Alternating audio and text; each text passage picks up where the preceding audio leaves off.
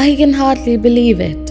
For thousands upon thousands of years, humans have walked this earth, navigating the mysteries of existence. From the dawn of our earliest ancestors to the complex societies of today, one thread remains constant: the enduring belief in a higher power, a divine presence that guides, protects, and inspires. Among these ancient traditions, Hinduism stands as one of the oldest and most profound spiritual paths.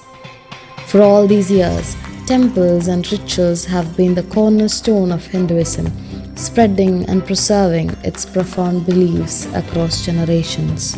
But throughout history, the sanctity of Hindu temples has faced profound challenges.